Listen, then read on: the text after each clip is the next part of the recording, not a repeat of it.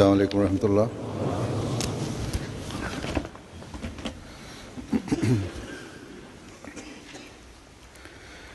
अशहदु अल्ला इलाहा इल्लल्लाह वहदहु ला शरीका लहु व अशहदु अन्ना मुहम्मदन अब्दुहु व रसूलुहु। अम्मा बादु फ़अऊज़ु बिल्लाहि मिनश शैतानिर रजीम। बिस्मिल्लाहिर रहमानिर रहीम। अल्हम्दुलिल्लाहि रब्बिल आलमीन अर्रहमानिर रहीम मालिकि यौमिद्दीन। इय्याका नअबुदु व इय्याका नस्तईन। इहदिनस सिरातल मुस्तक़ीम सिरातल लज़ीना अनअमता अलैहिम गैरिल मग़्दूबि अलैहिम वलद्दाल्लीन।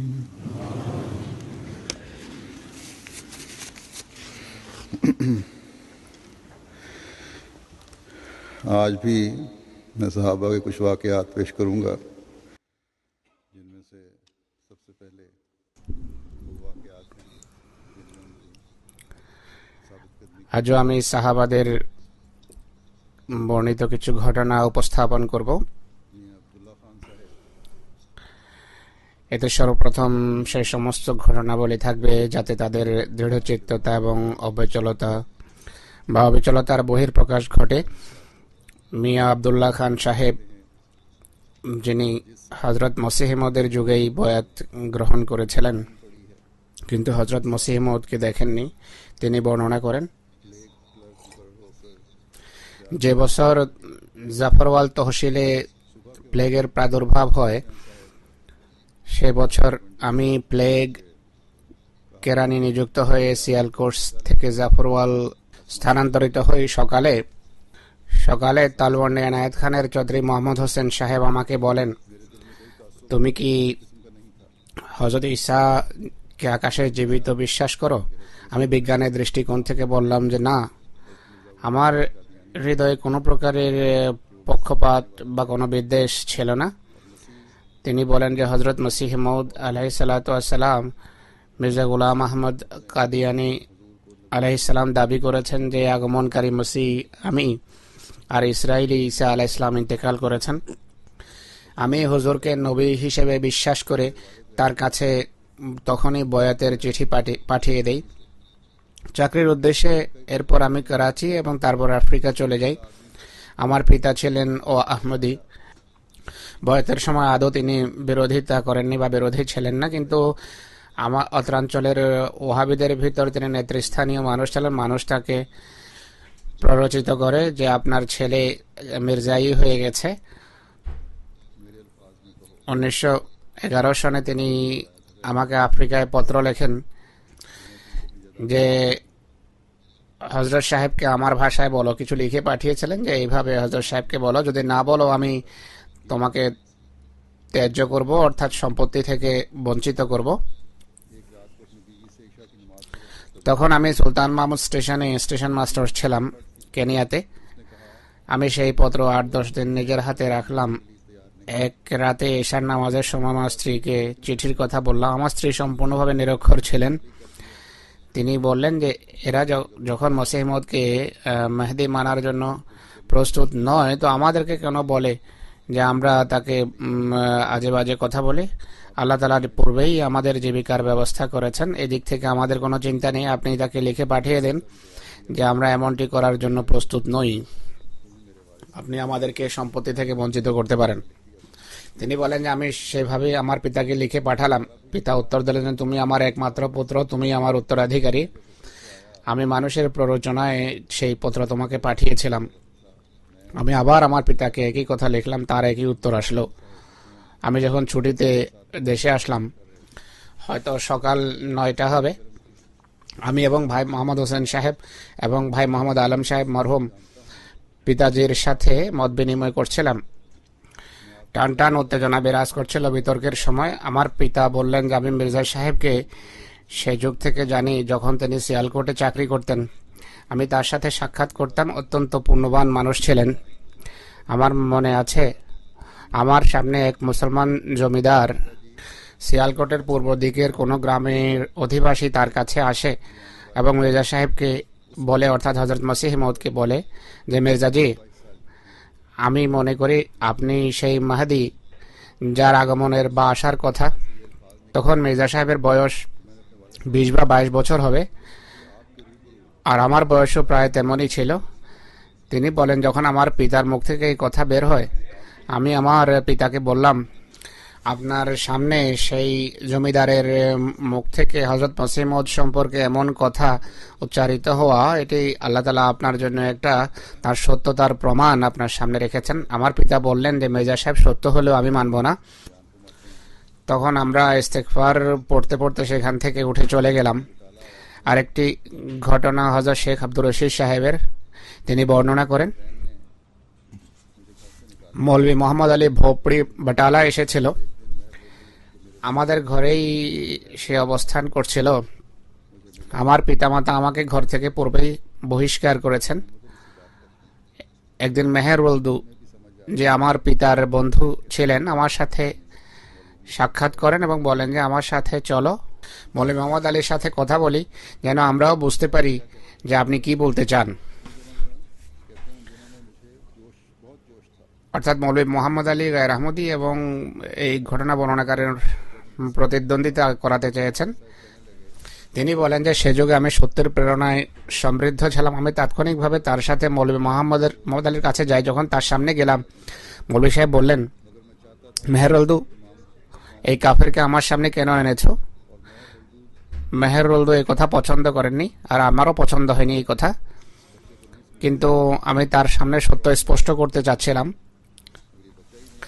মেহের ওলদু আমার কথার সমর্থন করেন যে মৌলভী সাহেব এই বাচ্চাকে বোঝাতে পারেন না, অন্য কোনো মির্জাইকে কিভাবে বোঝাবেন আপনি? বাচ্চাকেই আপনি বোঝাতে পারছেন না। এই কথা বলার পর সেই মৌলভী কাইফরান্তম এজা নাজালা হাদিসটি পড়ে নিজেই এর ব্যাখ্যা আরম্ভ করে। দীর্ঘক্ষণ ব্যাখ্যার পর আমি বললাম যে এখন আমার কথা শুনুন। এই হাদিসের শব্দ থেকে বোঝা যায় যে এটি ব্যাখ্যার দাবি রাখে, আর আমি যুক্তি দিয়ে আরম্ভ করে আমার যুক্তিতে সে বিরক্ত হয়ে যায়। এই হাদিসটি বুখারী, মুসলিম এবং মুসনাদ আহমদেও আছে। এই হাদিস হযরত আবু হুরায়রার পক্ষ থেকে বর্ণিত। হাদিসের শব্দ হলো, কাইফা আনতুম ইযা নাযালা ইবনু মারইয়ামা ফীকুম ওয়া ইমামুকুম মিনকুম। কোন কোন রওয়ায়াতে আছে ফা আম্মাকুম মিনকুম, অর্থাৎ তোমাদের অবস্থা কত নাজুক হবে, কত ভঙ্গুর হবে যখন ইবনে মরিয়ম আবির্ভূত হবেন, তোমাদের মধ্য থেকে তিনি তোমাদেরই ইমাম হবেন। অন্য হাদিসের আছে যে আম্মাকুম মিনকুম, তিনি তোমাদের মধ্য থেকে এসে তোমাদের ইমাম হিসেবে কাজ করবেন। সেই হাদিস মৌলভী উপস্থাপন করে, কিন্তু আমি তাকে বলেছি যে তুমি ভুল ব্যাখ্যা করছো। এরপর আমি মাল মাসিহ ইবনে মারইয়ামা ইল্লা রাসূল আর এরপর ওয়ামা মুহাম্মাদুন ইল্লা রাসূল, এই উভয় আয়াত উপস্থাপন করি। তারপর ফাকুলু কামা ক্বাল আব্দুস সালেহ ঈসা, এই হাদিসও তার সামনে পাঠ করি। দীর্ঘ একটি হাদিস, এর তাফসীর বিস্তারিত উপস্থাপন করি। সে খুবই দুশ্চিন্তাগ্রস্ত হয় এবং রাগে এবং ক্রোধে ফাটার উপক্রম হয়, আর মেহের ওলদুকে সম্বোধন করে বলে যে আমি তোমাকে বলিনি যে সোজা হবে না। এই মির্জাই বড় কট্টর এবং অশিষ্ট হয়ে থাকে। আমি আর কিছুই বলবো না। মেহের ওলদু লজ্জিত হয় এবং তার চেহারা থেকে क्योंकि इस मौलवी से कोई मकबूल जवाब और मुझे লজ্জার লক্ষণাবলী স্পষ্টভাবে প্রকাশ পাচ্ছিল, কেননা এই মৌলভী যুক্তিযুক্ত কোনো উত্তর দিতে পারেনি। আর আমাকে তিনি তবলিগ শোনার জন্য নিয়ে গেছিলেন, তো পুরো তবলিগও আমার হয়নি। যাই হোক, আমি উঠে চলে আসি। আমার পিতার সামনে রোলদুর সাহেব বলেন যে মৌলভী মোহাম্মদ আলী আব্দুর রশিদকে পুরোপুরি বোঝাতে পারেনি। আর মৌলভী সাহেব রাগে খুব রাগান্বিত হয়। এই কিন্তু যেহেতু বাচ্চা পরে বুঝবে ইনশাল্লাহ। তো হুজুর বলছেন যে এই হলো মৌলভীদের অবস্থা। মৌলভীদের যে জ্ঞানের বহর, আমাদের জ্ঞানী বাচ্চারাও আমাদের জ্ঞানী বাচ্চাদের জ্ঞানও এই মৌলভীদের জ্ঞান থেকে বেশি। বাচ্চাদের মুখ বন্ধ করতে পারে না এরা, কিন্তু এদের ধৃষ্টতার কোনো চিকিৎসা নেই আমাদের কাছে। জনাব সাকিব জেরবি সাহেবের লিখিত একটি ঘটনা আমার মনে পড়েছে। আতাউল্লাহ বুখারী এক বড় মৌলভী ছিল কয়েক দশক পূর্বে। এক জায়গায় বক্তৃতা করছিল। তিনি বলছেন দৈবক্রমে তার আওয়াজ আমার কানে আসে, কারণ আমি সেই এলাকাতেই ছিলাম তখন। মৌলভী সাহেব বলছিলেন, অনেক বড় আলেম ছিলেন আতাউল্লাহ বুখারী, যে যদি আল্লাহ তাআলা এসেও আমাকে বলেন যে মির্জা সাহেব সত্য, তাহলে আমি মানব না। তো এই হলো এদের ইমানের প্রকৃত চিত্র, ইমানের স্বরূপ। আরেকটি ঘটনা, আলী মোহাম্মদ সাহেব হযরত মৌলানা আবুল হাসান সাহেবের আলী মোহাম্মদ সাহেব হযরত মৌলানা আবুল হাসান সাহেবের অবস্থা এইভাবে বর্ণনা করেন যে তিনি অনেক বড় আলেম ছিলেন। হযরত মসিম ইসলামের নাম পুরো ডেরাগাজী খানে তার মাধ্যমেই পৌঁছে। বিরোধীরা তাকে ভয়াবহ কষ্ট দিয়েছে, কিন্তু তিনি অত্যন্ত অবিচল ছিলেন, বিরোধিতার পরোয়া করেননি, সর্বদা তবলিগে লেগেছিলেন, তবলিগে রত ছিলেন। হযরত হাফেজ গোলাম রসুল ওজিরাবাদী রাদিয়াল্লাহু আনহু বলেন, একবার আমি অত্যন্ত ভীতত্রস্ত এবং বিরোধিতার কারণে বিরক্ত অবস্থায় কাদিয়ান পৌঁছি। হুজুর বলেন যে হাফেজ সাহেব, আপনি কেন ভীতত্রস্ত? তখন হুজুরের উক্তি এবং বাণী থেকে এটি বোঝা যাচ্ছিল যে হুজুর আমাকে আর্থিক সাহায্য করতে চাচ্ছিলেন, কিন্তু আমি সেই মানুষে এখানে আসিনি, অর্থাৎ আর্থিক সাহায্য গ্রহণের জন্য সেখানে আসিনি। উদ্দেশ্য এটি ছিল যে আমার হৃদয় যেন প্রশান্ত হয়, আর বিরোধিতাকে যেন আমি ভয় না করি। কারণ নবী সাহচর্যে মানুষ এক আধ্যাত্মিক শক্তি লাভ করে। আল্লাহ তাআলা নিজেই নবী সাহচর্যে মানুষকে শক্তি দান করেন। যাই হোক, আমি আমার হৃদয়ের দৃঢ়তার জন্য হযরত মসিহ ইসলামের মজলিসে এসেছিলাম। তিনি বলেন যে প্রত্যাদিষ্টদের কাছে আর্থিক সাহায্য নেওয়ার জন্য যাওয়া উচিত না, বরং যথাসাধ্য তাদের তোহফা উপহার উপঢৌকন দেওয়া উচিত। হুজুর আমার জন্য অনেক দোয়া করেন, এমন নসিহত করেন যার ফলে আমার হৃদয় আশ্বস্ত হয়েছে। আল্লাহর ফজলে মসিহ মউদ সম্পর্কে এক নিমিষের জন্য আমার হৃদয়ে সন্দেহ জাগেনি, তার সত্যতা সম্পর্কে হযরত বাবু আব্দুর রহমান সাহেব বর্ণনা করেন। আমার বিনয় এবং দীনতা দেখে আমার সমস্ত আত্মীয় স্বজন, বন্ধু এবং মহল্লাবাসী, শহরের অধিবাসীরা আমার সাথে সন্তুষ্ট ছিল, আমার প্রশংসা করত। কিন্তু বয়াতের সংবাদ শুনে হঠাৎ করে সব আত্মীয় স্বজন, পৈতৃক আত্মীয় স্বজন ছাড়া, কেননা পৈতৃক আত্মীয় স্বজনের সকলেই বয়াত করেছেন, তারা ছাড়া বন্ধু, পাড়াবাসী, বন্ধু বান্ধব সকলেই শত্রু হয়ে যায়। নবীদের সাথে এমনই ব্যবহার হয়, তাদের মান্যকারীদের সাথে একই ব্যবহার হয়ে থাকে, সবাই শত্রু হয়ে যায়। যারা পূর্বে প্রশংসা করত তারা শত্রুতা আরম্ভ করে, বরং তারা এমনিতে এই কথা বলে যে এই ব্যক্তি নেক, ভদ্র। আমি পূর্বে একবার একটা ঘটনা শুনিয়েছিলাম। হযরত শেখ মোহাম্মদ আহমদ মাজহার সাহেব সম্পর্কিত ঘটনা পূর্বে শুনিয়েছি। একবার আমি ফয়সালাবাদের কোনো গ্রামে যাই, এক গায়ের আহমদিরা বসেছিল, তারা তার খুব প্রশংসা করছে যে এত সৎ, এত পবিত্র, মুত্তাকি, সত্য কেস গ্রহণকারী, সত্যবাদী উকিল আমরা দেখিনি, কিন্তু তার শুধু একটাই দোষ, তা হলো সে কাদিয়ানি। তো এটি সবচেয়ে বড় দোষ যা তাদের চোখে পড়ে। যাই হোক, ইনি বলেন সবাই আমার শত্রুতা আরম্ভ করে, বিভিন্ন প্রকারের কষ্ট দেওয়ার ষড়যন্ত্র করে। কখনো মিটিং করে হুক্কা পানি বন্ধ করে দিত, মৌলবীদেরকে ডেকে বক্তৃতা করাতো, আত্মীয় স্বজনকে আমাদের বিরুদ্ধে খেপাতো। দুধ বিক্রেতা এক দোকানদার আমাদের সাথে ছিল, তার কাছ থেকে দুধ ক্রয় করা তারা বন্ধ করে দিয়েছে। আর শ্রমিকদের আমাদের কাজ করতে দিত না, আর আত্মীয়তা ইত্যাদি বন্ধ করে দিয়েছে। আর মানুষকে নসিহত করতো যে যদি কোনো ব্যক্তি আহমদীদের ঘরের নিচে দিয়ে হেঁটে যায় তাহলে সে কাফের হয়ে যাবে। খোদা তাআলার পবিত্র শক্তি প্রদর্শন এবং প্রতিশোধ নেয়ার দৃষ্টান্ত দেখুন। যে মৌলবি নসিহত করতো সেই মৌলবি আমাদের ঘরে এসে খাবার খেত। অর্থাৎ এরা করতো কিছু আর বলতো কিছু, করে কিছু বলে ভিন্ন কিছু। মানুষ মৌলবীর এই আচার আচরণ দেখে লজ্জিত হয়। ইনি আবার বলেন যে বয়াত করার পর গায়র আহমদী ইমামের পিছনে যেহেতু বাজামাত নামাজ পড়া বন্ধ করে দিয়েছি, হয়তো পৃথক নামাজ পড়তাম একা একা, বা আমাদের কোনো ইমামের পেছনে নামাজ পড়তাম, তখন মহল্লাবাসীরা বা পাড়ার লোকেরা ঝগড়া আরম্ভ করে। আমরা ঝগড়া বিবাদ এড়ানোর জন্য আমাদের গায়র আহমদী ইমামের পিছনে মসজিদে নামাজ পড়া বন্ধ করে দিই, বরং নিজেদের ঘরেই আমরা বা জামাত নামাজ আরম্ভ করি। যে ঘর আমি ভাড়া করেছিলাম, এই ঘরও আমরা নামাজ পড়ে এই বাহানায় ঘরের মালিক খালি করিয়ে দেয়। এরপর দ্বিতীয় ঘর আমি ভাড়া করি, সেখানে বা জামাত নামাজ আরম্ভ করি। তিনি বলেন যে আমরা সেই যুগে মসজিদ নির্মাণের জন্য এক আহমদী রমজান নামের এক আহমদীর কাছে 3টি দোকান সহ এক খণ্ড জমি ক্রয় করি। আর ডাক্তার বিশারদ সাহেব এক আহমদী ছিলেন, তিনিও সেখানে প্রফেশনাল অ্যাসিস্ট্যান্ট সার্জন হিসাবে বদলি হয়ে আসেন। ডাক্তার সাহেবের আগমনে জামাত শক্তি লাভ করে। তিনি অত্যন্ত ইমানে উদ্দীপনায় অত্যন্ত সমৃদ্ধ ছিলেন। মাগরিব এবং ঈশা দোকানে পড়তাম, ডাক্তার সাহেব ইমাম হিসেবে কাজ করতেন।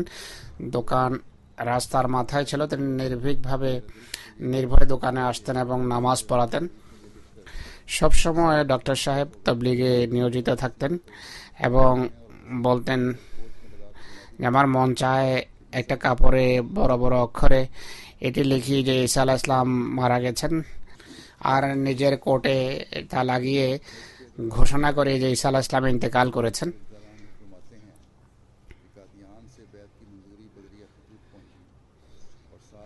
হযরত শেখ আতাউল্লাহ সাহেব রাদিয়াল্লাহু আনহু বলেন, আমার বয়াতের মঞ্জুরি কাদিয়ান থেকে পত্র মারেফত আসে, একই সাথে কিছু জামাতের বই পুস্তকও আসে, যাতে হাকাম পত্রিকাও ছিল, যা একই সাথে আমাদেরকে পাঠানো হয় আর আমরা তা প্রচার করি। মানুষের মাঝে কথা ছড়িয়ে পড়ে এবং এরপর ভয়াবহ বিরোধিতা আরম্ভ হয়। বিভিন্ন স্থানে জলসা মিটিং হওয়া আরম্ভ হয়। আমাদেরকে ধরে জোর জবরদস্তি সেখানে টানা হেঁচড়া করে নিয়ে যাওয়া হতো আর তওবা করতে বাধ্য করা হতো যে তওবা করো, মির্জা সাহেব তার মিথ্যাবাদী, আমরা তার মুরিদ নই। তিনি বলেন কিছু দুর্বল চেতা মানুষ পিছিয়ে যায়, কঠোরতা সহ্য করতে পারেনি, তারা দৃঢ়চিত্ত ছিল না এবং অবস্থা এমন পর্যায়ে পৌঁছে যে হজরত হাফেজ সুফি তাসাওয়ার হোসাইন এবং শেখ সাদুল্লাহ, যিনি সরাসরি সুফি সাহেবের মুরিদ এবং ভক্ত ছিলেন, আর এই অধম আমরা 3 জন বাকি ছিলাম। বাকি সকলেই শত্রুদের চাপের সামনে নতি স্বীকার করে। ভয়ের কারণে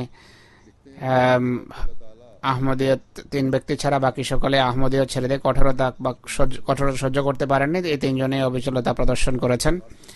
ইনি বলেন যে সুফি সাহেবকে আল্লাহ তাআলা দৃঢ়তা দান করেছেন, তিনি কাদিয়ান গিয়ে নবুয়তের জ্যোতি থেকে অংশ পেয়েছেন, কিন্তু আল্লাহর বিশেষ প্রজ্ঞা এবং হিকমত আমার হৃদয়কে অদৃশ্য থেকে আলোকিত করেছে। সুফি সাহেব কাদিয়ান গিয়ে হযরত মসিহ মউদকে দেখেছেন, তার ঈমান দৃঢ় ছিল, কিন্তু আমি তখনও কাদিয়ান যাইনি। কিন্তু খোদা তাআলা শুধু স্বীয় অনুগ্রহ করেছেন এবং আমার হৃদয়কে তিনি আলোকিত করেছেন।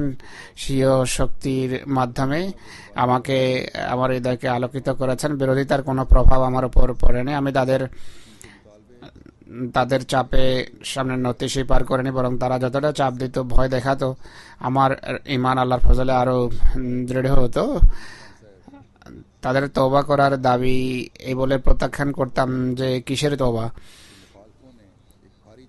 হযরত মিয়াঁ আব্দুল মজিদ খান সাহেব আরেকটি ঘটনা বর্ণনা করেন। তিনি বলেন যে একবারকার কথা, বিরোধীরা অনেক বড় এক জলসা করে প্রচণ্ড হট্টগোল করে, হইচই করে। শত্রুতার লক্ষ্য ছিল একমাত্র এই অধম অর্থাৎ হযরত মিয়াঁ আব্দুল মজিদ খান সাহেব। সমস্ত শত্রুতার লক্ষ্য তাকে করা হয়েছে। আমার বিরুদ্ধে অনেক প্রস্তাবাদি আনা হয়, বয়কটের ভয় দেখানো হয়, পুলিশকে আমার বিরুদ্ধে উত্তেজিত করে, আমাকে এক ফাসাদি, নৈরাজ্যবাদী এবং বিদ্রোহী আখ্যা দিয়ে অজ্ঞদেরকে আমার বিরুদ্ধে এমনভাবে খেপায় যে আমার জীবন হুমকিগ্রস্ত হয়। সেই ঘটনার প্রভাবিত হয়ে আল্লাহর ব্যবহার কেমন ছিল তা বলছেন যে আমি একদিন জঙ্গলে চলে যাই, এক রাতে কিবলামুখী হয়ে হাত বেঁধে দাঁড়িয়ে যাই। নিজস্ব রীতি অনুসারে হযরত মসিহ মউদ আলাইহিস সালাতু ওয়াস সালামকে কল্পনার জগতে স্মরণ করে যে হুজুর এই ভয়াবহ অবস্থায় সাহায্যের কোনো বিধান হওয়া চাই। এত আকুতি মিনতির সাথে আমি এই দোয়া করি আর কেঁদে কেঁদে আগত সমস্যার কথা নিবেদন করি। আল্লাহ তাআলা আমার আহাজারি এবং ক্রন্দন শুনেছেন। এখানে আমি স্পষ্ট করতে চাই যে এটি কোনো শিরক ছিল না। যেভাবে পীর এবং ফকিরদের কাছে হাত পাতা হয় বা সেজদা করা হয় কবরে গিয়ে, এটি তার নিজস্ব একটা রীতি ছিল। হযরত মসিহ মউদ আলাইহিস সালাতু ওয়াস সালামের কথা স্মরণ করলেন যে আল্লাহ তাআলা আমাকে যেন এই জুলম এবং অত্যাচারের হাত থেকে রক্ষা করেন। হযরত মসিহ মউদের কাছে তিনি কিছু চাচ্ছিলেন না, আল্লাহ তাআলার কাছেই চাচ্ছিলেন। তার এই যে বাক্য, সেই বাক্য থেকে বোঝা যায় যে আল্লাহ তাআলা আমার দোয়া শুনেছেন। এই কথা বলেননি যে হযরত মসিহ মউদ আলাইহিস সালাতু ওয়াস সালামের বরাতে দোয়া করেছি তাই মসিহ মউদ দোয়া গ্রহণ করেছেন। সচরাচর পীর ফকিরদের কবরে গিয়ে মানুষ এটি বলে, যারা যায় তারা বলে যে অমুক পীর সাহেব আমাদের কথা শুনে আমাদের অমুক জিনিস দান করেছেন। তিনি বলেন যে আল্লাহ তাআলা আমার হাজারি এবং ক্রন্দন শুনেছেন। যাই হোক, সেই অবস্থায় এবং দুশ্চিন্তাগ্রস্ত হয়ে রাত্রে ঘুমিয়ে যাই। স্বপ্নে দেখে যে বিরোধীরা আমার ঘর পরিবেষ্টন করেছে, ঘিরে ফেলেছে, চতুর্দিক থেকে চিৎকার করে বলছে যে এই ব্যক্তিকে হত্যা করো। তখনই সৈয়দনা হযরত মসিহ ইসলাম আমার সামনে আসেন এবং আমার বাহু নিজের পবিত্র হাতে ধরে আমার মুখ আকাশের দিকে ঘুরিয়ে দেন এবং বলেন যে আকাশের দিকে উড়ে চলে যাও। হুজুরের পবিত্র আধ্যাত্মিক শক্তির বলে আমার মতো ডানা পলকবিহীন মানুষ ভূমি থেকে আকাশের দিকে উড়ে চলে যায়। বিরোধীরা ব্যর্থ এবং হতভম্ব তাকিয়েছিল। তখন আনন্দের কারণে স্বপ্নে আমার চোখ খুলে যে আমার দৃঢ় বিশ্বাস জন্মে যে সত্যি হযরত মসিহ মউদ আলাইহিস সালাতু ওয়াস সালাম আল্লাহ তাআলার সত্যবাদী মুত্তাকি মহাপুরুষ। পরের দিন সকালে বিরোধীরা যখন পুনরায় একত্রিত হয় আমার ঘরের চতুর্পাশে, আমি তাদের স্পষ্টভাবে জানিয়ে দিয়েছি যে আল্লাহ তাআলা স্বীয় শক্তি প্রদর্শনের মাধ্যমে আমাকে সেই শক্তি দিয়েছেন যে তোমরা যদি আমার দেহকে করার দ্বারা টুকরো টুকরো করে ফেলো তাহলে এই হৃদয় এবং এই মুখ সত্য বিচ্যুত হতে পারে না। তিনি বলেন যে দ্বিতীয় রাতে আবার স্বপ্নে দেখে যে পুলিশ আমার ঘরে ঘিরে ফেলেছে। শত্রুতা শেষ হয়নি, প্রতিদিন মিটিং হচ্ছিল তার বিরুদ্ধে। পুলিশ বলছিল যে জনসাধারণের হাত থেকে হয়তো রেহাই পেয়েছে, কিন্তু সে যেহেতু এক ধরনের বিশৃঙ্খলা এবং নৈরাজ্য ছড়িয়ে রেখেছে, এখন সরকার নিজ ব্যবস্থাপনার অধীনে তার উপর চাপ সৃষ্টি করবে। যদি সে বিরত না হয় তাহলে তাকে হত্যা করা হবে। পুলিশের এই আক্রমণ এবং পরিবেষ্টনের কারণে স্বপ্নে খুবই দুশ্চিন্তাগ্রস্ত হই। তিনি বলেন যে পূর্বের রাতের মতো পুনরায় আমি স্বপ্নে দেখি মসিহ ইসলাম আমার সামনে আসেন আর আমার উভয় বাহু স্নেহের সাথে ধরেন, আমার মুখ আকাশের দিকে ঘুরিয়ে দেন এবং বলেন যে উড়ে আকাশে চলে যাও। আমি গতকালের মতো পুনরায় ভূমি থেকে উড়ে আকাশে চলে যাই এবং পুলিশের আক্রমণ থেকে রেহাই পাই। উভয় স্বপ্ন আমার ইমানকে লোহের মতো দৃঢ় এবং পাহাড়ের মতো বদ্ধমূল করে দেয়। আর হুজুরের সত্যতা এমনভাবে হৃদয়ে বদ্ধমূল হয় যা কাটাও সম্ভব ছিল না এবং ভাঙাও সম্ভব ছিল না। আলহামদুলিল্লাহ, আলহামদুলিল্লাহ, সুম্মা আলহামদুলিল্লাহ। ইনি বলেন যে তখন তাকে দেখার জন্য হৃদয়ে এক একাগ্রতা এবং এক গভীর আগ্রহ সৃষ্টি হয়। তখন পর্যন্ত তিনি হুজুরকে দেখেননি। যাই হোক, তিনি বললেন আমি হুজুরকে পত্র লিখি। তার প্রত্যুত্তরে হযরত মসিহ মাউদ আলাইহিস সালাতু ওয়াস সালাম লিখেছেন, মিয়া আব্দুল মজিদ, আপনি কাল বিলম্ব না করে কাদিয়ান চলে আসুন। তো আল্লাহ তাআলা এইভাবে ঈমানকে দৃঢ় করেন। আর আজও অনেক লেখক লেখেন যে আল্লাহ তাআলা তাদের ঈমানকে সেইভাবে দৃঢ় করছেন। হযরত আমির খান সাহেবের বর্ণিত ঘটনা, তিনি লেখেন, আমি বয়াত করে যখন কাদিয়ান থেকে আমার গ্রাম এহরানায় ফিরে আসি, মেহতাব খান নামের এক এমন এক ব্যক্তি ছিল যে নেতা স্বাস্থ্য এবং সামান্য পড়ালেখা জানার কারণে চরম অহংকারীও ছিল। অহংকারে তার মাটিতে পা পড়তো না। হামাদানি বা সর্বজান্তা হওয়ার দাবি ছিল তার। সবকিছুর বিশেষজ্ঞ মনে করতো। আমার বিরোধিতা আরম্ভ করে আর অপলাপের ক্ষেত্রে সীমা ছাড়িয়ে যায়, কিন্তু আমি ধৈর্য ধরতে থাকি। অবশেষে তার বংশে প্লেগের প্রাদুর্ভাব এত ভয়াবহ ধ্বংসযজ্ঞ নেমে আসে, তার পুত্রবধূ, ভাবি এবং যুবক ছেলে, একমাত্র ছেলে ছিল, সকলেই কয়েকদিনের ভিতর প্লেগের শিকারে পরিণত হয়। রুটি বানানোর বা খাবার পাকানোর কেউ ছিল না। তার এক মেয়ে, যে পার্শ্ববর্তী গ্রামেই বিবাহিতা ছিল, তার ঘরে গিয়ে প্রত্যেকদিন খাবার খেত, কিন্তু মেয়ের শ্বশুরবাড়িতে গিয়ে রুটি খাওয়া তার জন্য মৃত্যুর থেকেও লজ্জাস্কর বিষয় ছিল। মেহতাব খানের বয়স তখন 60 ঊর্ধ্ব হবে বা 60-এর বেশি হবে। তার সম্পত্তি প্রায় 1 একরের মতো ছিল,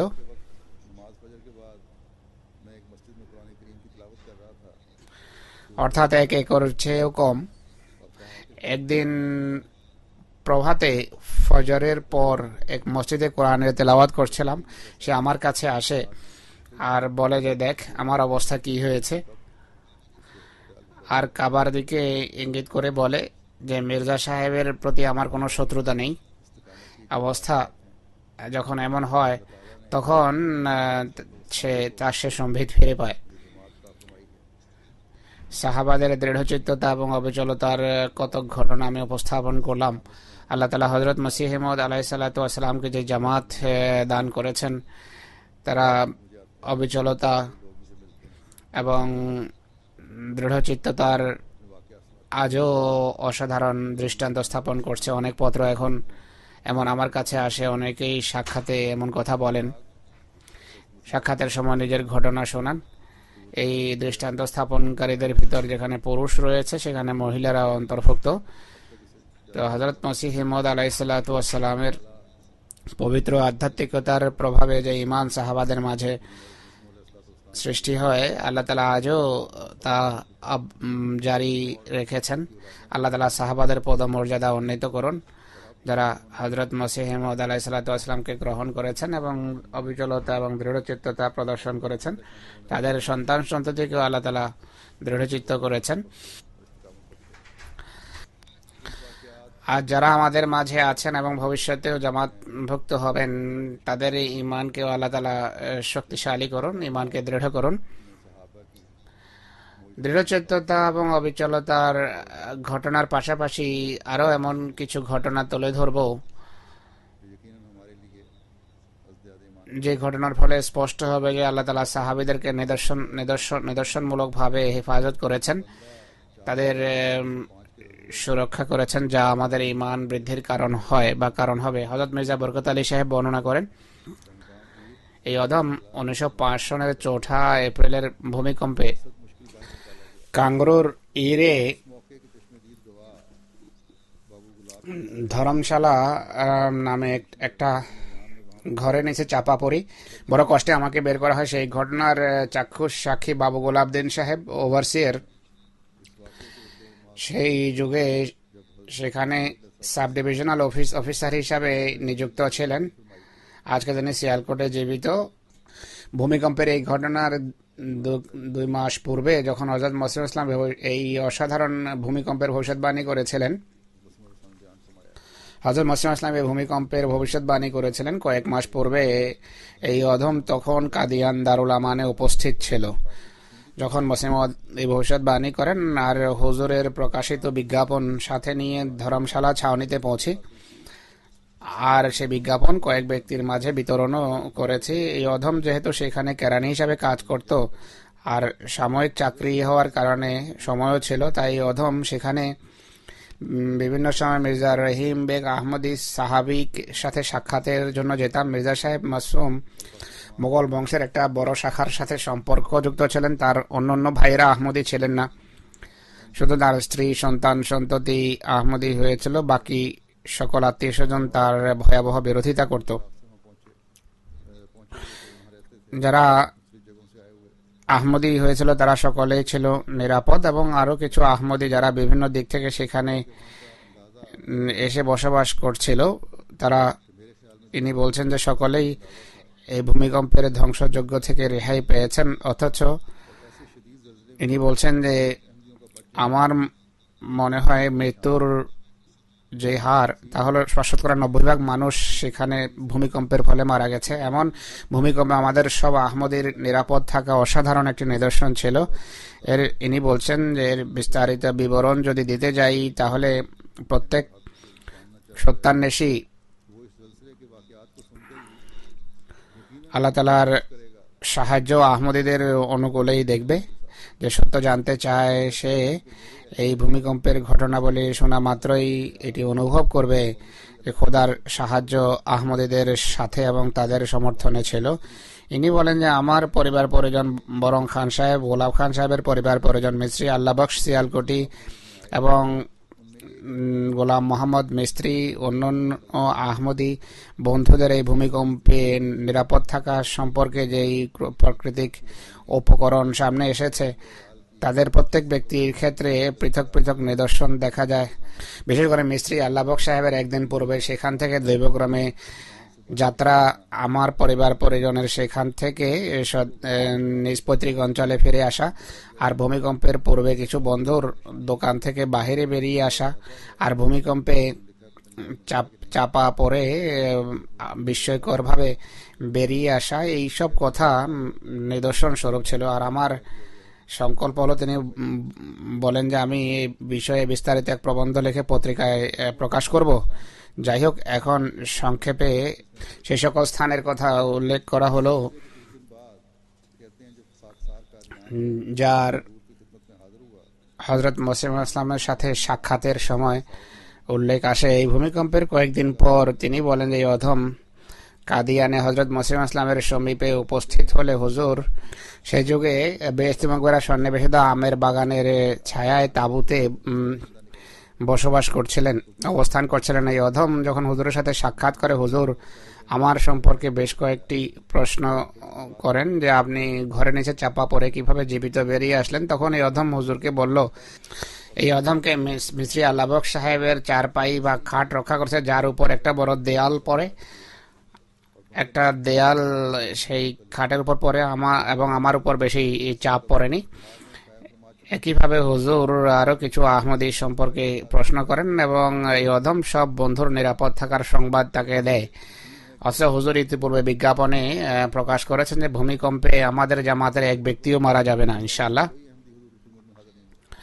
আর আমার দৃঢ় বিশ্বাস যে হুজুর আল্লাহ তাআলার পক্ষ থেকে এই সংবাদ লাভ করেছিলেন, নতুবা আমার পূর্বে কোনো ব্যক্তি ধর্মশালা থেকে হুজুরের কাছে আসেনি। ধর্মশালা থেকে কোনো আহমদী হযরত মসিহ ইসলাম সে সাক্ষাতের জন্য আসেনি। এই অধমই প্রথম ব্যক্তি এবং তার কাছেই হযরত মসিহ ইসলাম সবকিছু জানতে পান। কিন্তু যে বিজ্ঞাপন মসিহ মওউদ প্রকাশ করেছেন যে কোনো আহমদী এই ভূমিকম্পে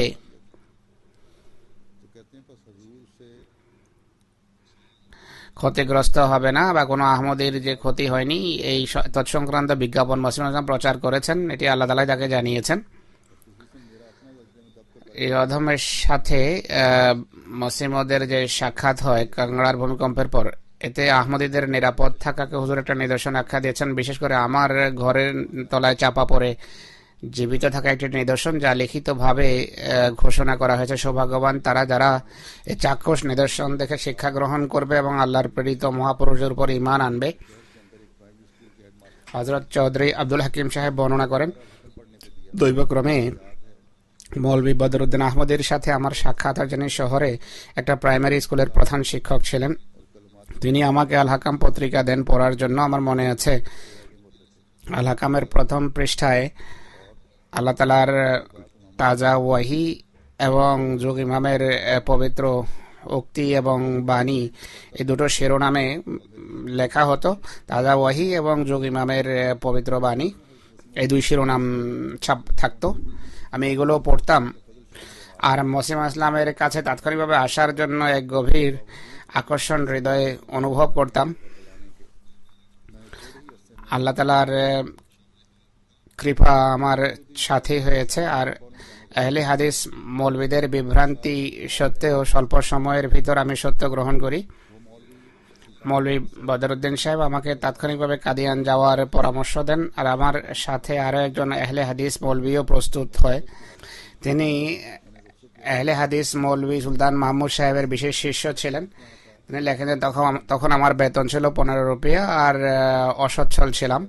আমি ছুটি নিলাম। রেল পাস পাওয়ার কোনো অধিকার ছিল না। আমি অন্য বন্ধু সহ অমৃতসরের টিকিট ক্রয় করি, কেননা কাদিয়ান পর্যন্ত পৌঁছার জন্য পর্যাপ্ত ভাড়া ছিল না। অমৃতসর পৌঁছে আমাদের টিকিট শেষ হয়ে যায়। বাটালার গাড়িতে বসার ছিল, কিন্তু আমাদের কাছে শুধু 50 পয়সা ছিল। তাই আমরা 2 আনা দিয়ে ভিরকের টিকিট ক্রয় করে ট্রেনে বসে যাই। ভিরকে স্টেশনে যখন গাড়ি পৌঁছলো আমাদের টিকিট শেষ, কিন্তু আমরা ট্রেন থেকে নামলাম না এবং ট্রেন যাত্রা করলো। দ্বিতীয় স্টেশনের দিকে যখন গাড়ি যাচ্ছিল, রেলওয়ের এক টিকিট চেকার আসে এবং সমস্ত মুসাফিরের টিকিট চেক করে। আমাদের টিকিট যেহেতু পিছন স্টেশনের ছিল আর পয়সাও ছিল না, আমরা উভয়ই অসম্মানের কথা ভেবে খুব চিন্তিত ছিলাম। খোদা তাআলার আঁচল ছাড়া অন্য কোনো উপায় ছিল না। আমরা উভয়ই সম্মিলিতভাবে খোদার কাছে দোয়া করে যাই, আল্লাহ, আমরা তোমার সত্য মসির সমীপে যাচ্ছি, কিছু নেই আমাদের কাছে। তোমার মসির খাতিরে, যিনি তোমার প্রিয়, আমাদের দুর্বলতা ঢেকে রাখো এবং আমাদেরকে লাঞ্ছনা এবং অপমান হওয়া থেকে রক্ষা করো। আল্লাহ তাআলা আমাদের দোয়া গ্রহণ করেন। রেলের টিকিট চেকার যখন টিকিট চান, আমরা পিছনের স্টেশনে যে টিকিট ছিল তা তাকে দেই। আমার খুব স্পষ্টভাবে মনে আছে সেই ব্যক্তি ভালোভাবে টিকিট দেখে আমাদেরকে ফেরত দেয় এবং কিছুই বলেনি, আর দ্বিতীয় কম্পার্টমেন্টে চলে যায়। তো এটি আমাদের জন্য একটা নিদর্শন ছিল।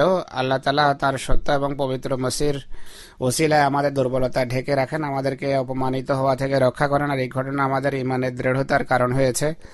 আর হযরত মসিহ মউদ আলাইহিস সালাতু ওয়াস সালামের সত্যতা আমাদের সামনে দিবালোকের মতো স্পষ্ট ছিল। বাটালা থেকে আমরা পদব্রজে কাদিয়ানের উদ্দেশ্যে যাত্রা করি এবং জোহরের নামাজের সময় কাদিয়ান দারুল আমান পৌঁছে যাই। হযরত আল্লাদিতা হেডমাস্টার সাহেব বর্ণনা করেন, আল্লাহ তাআলা আমাকে সহস্র সহস্র মৃত্যু এবং বিপদ আপদ থেকে অসাধারণভাবে রক্ষা করেছেন। আমি সাপ ধরি, সাপের উপর পা দেই, সাপ আমার উপর চড়ে, কিন্তু আল্লাহ তাআলা সকল বিপদ থেকে আমাকে অল্পের জন্য রক্ষা করেন। হযরত মাস্টার ওয়াদাবে সাহেব রাদিয়াল্লাহু আনহু বর্ণনা করেন যে অমৃতসরের ঘটনা, একবার এখানে প্লেগের ভয়াবহ প্রকোপ দেখা দেয়। একদিন স্কুল থেকে ঘরে আসি, আমার স্ত্রী দরজার সামনে দাঁড়িয়েছিলেন। আমি দুশ্চিন্তার কারণ জিজ্ঞেস করলাম। তিনি বলেন যে আমাদের ঘরে মরা ইঁদুর পাওয়া গেছে, আর তার চেহারায় উদ্বেগ উৎকণ্ঠা প্রকাশ পাচ্ছিল। আমি নিশ্চয়তার সাথে বললাম যে চিন্তা করো না, আমাদের জামাত প্লেগ থেকে নিরাপদ থাকবে আর ভয়ের কোনো কারণ নেই। এরপর ঝাড়ু দিয়ে আমি ঘর পরিষ্কার করি। দ্বিতীয় দিন একই ঘটনা ঘটে, আর ইঁদুরের সাথে অনেক পোকাও দেখা যায়। আমি পুনরায় তা পরিষ্কার করি এবং স্ত্রীকে আশ্বস্ত করি যে চিন্তার কারণ নেই, আমাদের জামাত নিরাপদ থাকবে। তৃতীয় এবং চতুর্থ দিন পর রাতের 12টার সময় আমার স্ত্রী আমাকে বলেন যে আমার প্লেগের গ্ল্যান্ড বেরিয়েছে। আমি তাকে আশ্বস্ত করলাম, ভয় পাওয়ার কারণ নেই। আমি সকালে হুজুরের কাছে দোয়ার জন্য পত্র লিখব। আমি প্রভাতে হুজুরের কাছে একটা পত্র পাঠিয়ে দিই। সেই পত্র কাদিয়ান তখনও হয়তো পৌঁছেনি। তার সেই গ্রন্থি বা গ্ল্যান্ড দূর হয়ে যায়, আমার স্ত্রী সুস্থ হয়ে যান। একইভাবে দ্বিতীয় এবং তৃতীয় দিন দ্বিতীয় বা তৃতীয় দিন আমার ছেলে আব্দুল করিম, যার বয়স 1 বছর হবে, তার গ্ল্যান্ড দেখাতে আমি পুনরায় হুজুরের কাছে দোয়ার জন্য পত্র লিখি, ঘরের লোকদেরকে নিশ্চয়তা দিই সেই গ্ল্যান্ড বা গ্রন্থিও দূর হয়ে যায়। তখন প্লেগের এত ভয়াবহ প্রকোপ ছিল যে প্রতিদিন 200-250 মানুষ প্লেগে মারা যাচ্ছিল। আর এই মৃত্যু হারের কথা কমিটির পক্ষ থেকে প্রতিদিনই প্রকাশিত হতো। এই সম্পর্কে আমি একটা কথা স্পষ্ট করতে চাই, প্লেগের যখন বিস্তার ঘটে, হযরত মসিহ ইসলাম কিছু দিক নির্দেশনাও দিয়েছিলেন, হয়তো তার কাছে পৌঁছেনি বা তিনি তা স্পষ্টভাবে বুঝেননি, নতুবা সাহাবারা তাৎক্ষণিকভাবে মসিহ মউদের কথা মানার চেষ্টা করতেন, যে নির্দেশে আসতো তা শিরোধার্য করতেন। যাই হোক, এটি তার ইমানের দৃঢ়তার প্রমাণ। নিঃসন্দেহে আল্লাহ তাআলা শুধু তার ইমানকেই দৃঢ় করেনি, তার স্ত্রী বাচ্চাদের ইমানকেও দৃঢ় করেছেন। হযরত মুসা আসলাম যে দিক নির্দেশনা দিয়েছিলেন তা হলো, যখন সর্বত্র প্লেগের বিস্তার ঘটছিল, এক জায়গায় মসিহ মউদ বলেন যে আমাদের নির্দেশ লাহোরের বন্ধুরা বিজ্ঞাপন ছড়িয়ে দিন যে যেই ঘরে ইঁদুর মারা যায় এবং যেখানে যার ঘরের পাশে প্লেগ পৌঁছে যায় তাদের সে এলাকা ছেড়ে দেওয়া উচিত। এটি শুধু লাহোরের লোকদের জন্য নয়, যখন কোনো এলাকায় রোগ ব্যাধি ছড়িয়ে যায় বা মহামারী ছড়িয়ে যায়, তা থেকে বাঁচার বা আত্মরক্ষার চেষ্টা করা উচিত। তাৎক্ষণিকভাবে ঘর ছেড়ে দেওয়া উচিত, শহরের বাইরে কোনো খোলা স্থানে চলে যাওয়া উচিত। এটা আল্লাহ তাআলার নির্দেশ। বাহ্যিক উপকরণকে উপেক্ষা করা উচিত নয়। নোংরা, সংকীর্ণ এবং অন্ধকারাচ্ছন্ন ঘরে এমনিতেই থাকা নিষেধ, প্লেগ হোক বা না হোক।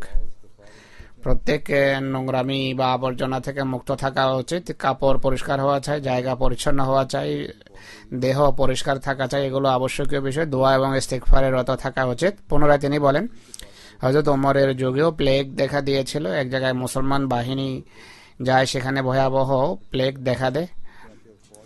মদিনা শরীফে আমিরুল মুমিনিনের কাছে যখন এই সংবাদ পৌঁছে, তিনি নির্দেশ লিখে পাঠান যে তাৎক্ষণিকভাবে এই জায়গা ছেড়ে চলে যাও, কোনো উঁচু পাহাড়ে গিয়ে আশ্রয় নাও।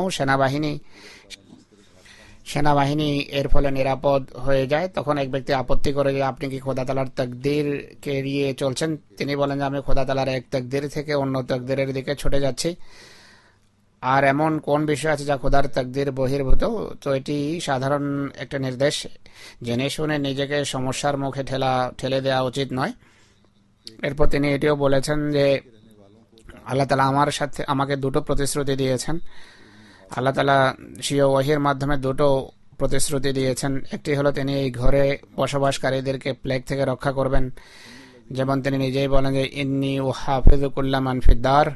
দ্বিতীয় প্রতিশ্রুতি আমাদের জামাত সম্পর্কে তিনি দিয়েছেন, ইন্নাল্লাযীনা আমানু ওয়া লাম ইয়ালবিসু ঈমানাহুম বিযুলমিন উলাইকা লাহুমুল আমনু ওয়া হুম মুহতাদুন। যারা ঈমান এনেছে, ঈমানের সাথে কোনো অন্যায়ের মিশ্রণ ঘটায়নি, এমন লোকদের জন্য নিরাপত্তা অবধারিত, তারাই হেদায়েত প্রাপ্ত। এটি খোদার পক্ষ থেকে প্রতিশ্রুতি রয়েছে। জামাতে সেই সকল লোকদের রক্ষা করা হবে যারা সম্পূর্ণভাবে আমাদের নির্দেশাবলী মেনে চলবে, নিজেদের অভ্যন্তরীণ ভুল ভ্রান্তি এবং ত্রুটি বিচ্যুতির যে কলুষ তা দূর করবে, আর অবাধ্য প্রবৃত্তির প্রতি আকৃষ্ট হবে না। অনেকে বয়াত করে যায় কিন্তু কর্মের সংশোধন করে না, শুধু হাতে হাত দিলে লাভ কি?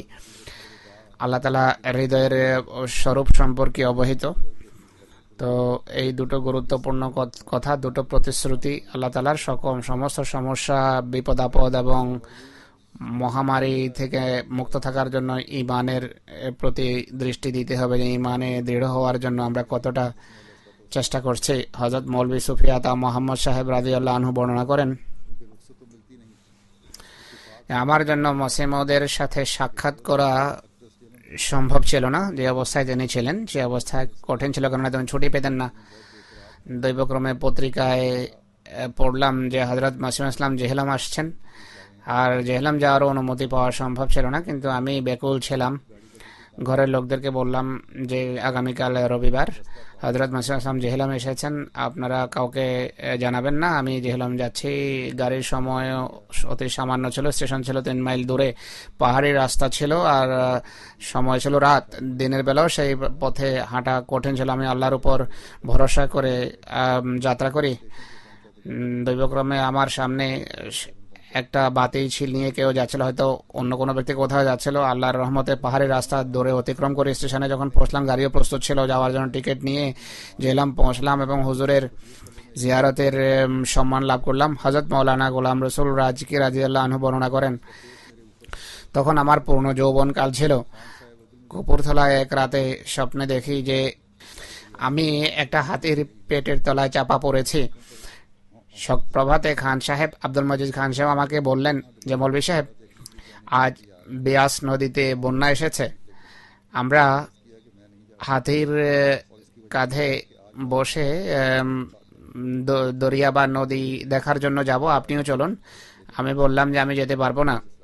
এর কারণ হলো, আজ রাতে আমি একটা ভয়াবহ স্বপ্ন দেখেছি, ভীতিপ্রদ স্বপ্ন দেখেছি। তাহলে আমি হাতির তলায় চাপা পড়েছি।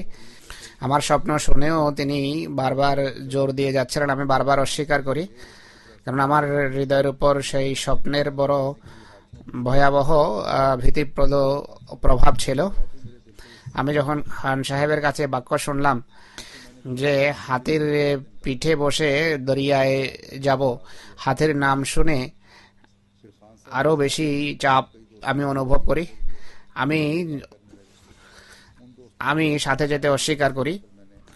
এরপর খান সাহেবের সাথে যাওয়ার জন্য আরো বেশ কয়েকজন বন্ধু চাপ দিতে থাকে।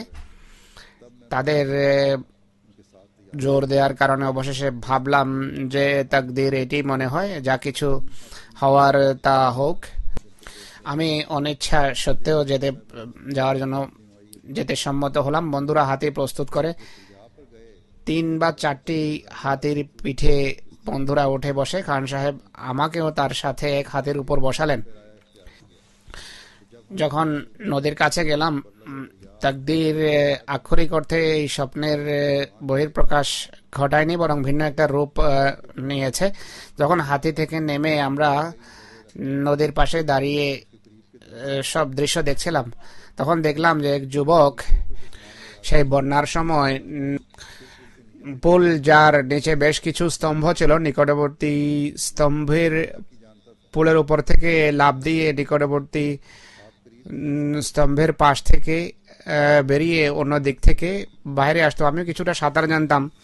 আমি তাকে জিজ্ঞেস করলাম, ভাই, আপনি নিকটবর্তী স্তম্ভ বা দরজার পাশ দিয়ে অতিক্রম করছেন, দূরের স্তম্ভ হয়ে অতিক্রম করুন। তাহলে মানবসে বলল যে এটি বন্যার সময় দূরের কোনো স্তম্ভ বা দরজা হয়ে অতিক্রম করা এখন কঠিন ব্যাপার। আমি বললাম, যদি সাঁতার জানেন তাহলে ভয় কিসের? সে বলল যে আপনি কি সাঁতার জানেন? আমি বললাম যে হ্যাঁ, সাঁতার জানি।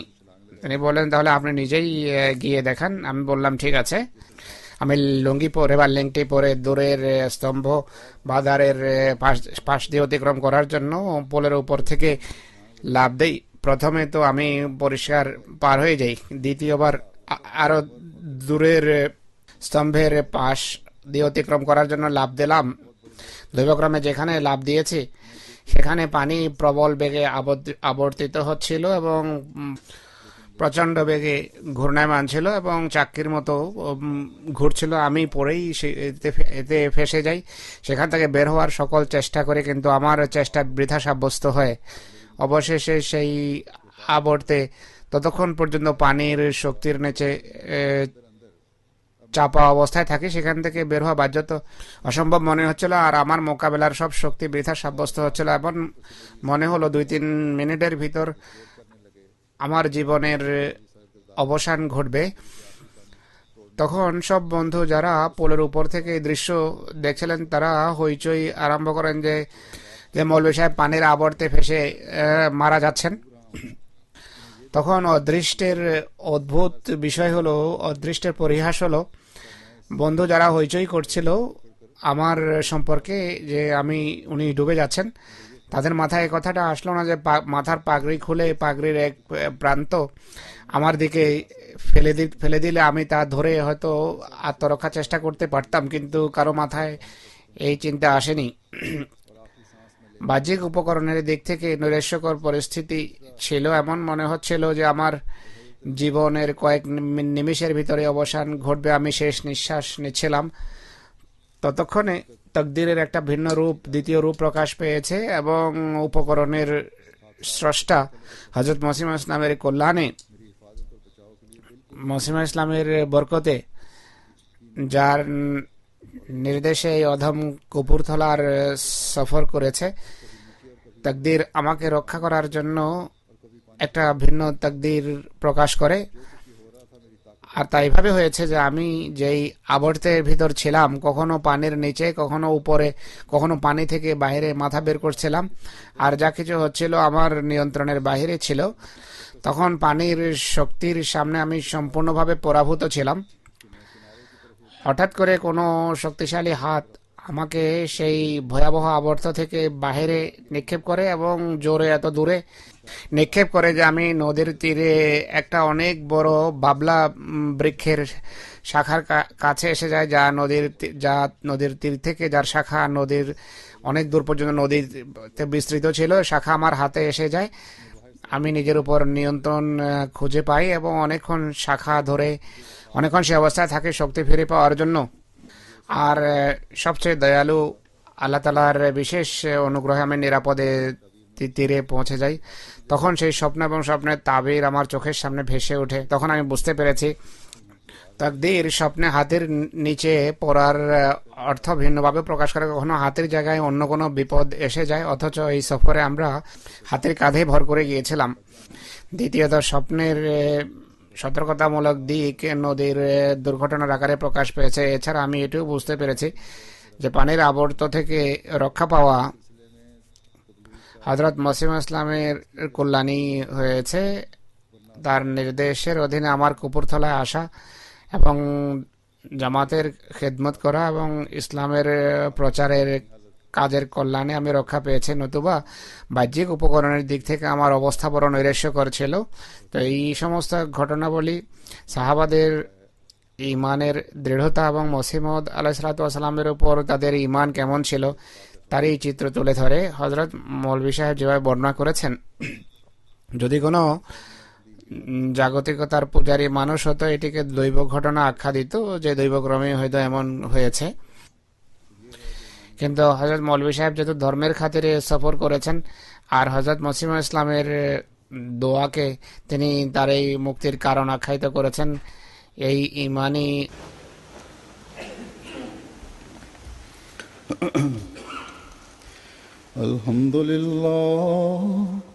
আলহামদুলিল্লাহ নাহমাদুহু ওয়া নাস্তাঈনুহু ওয়া নাস্তাগফিরুহু ওয়া নু'মিনু বিহি ওয়া নাতাওয়াক্কালু আলাইহি ওয়া নাউযু বিল্লাহি মিন শুরুরি আনফুসিনা ওয়া মিন সাইয়্যাতি আ'মালিনা।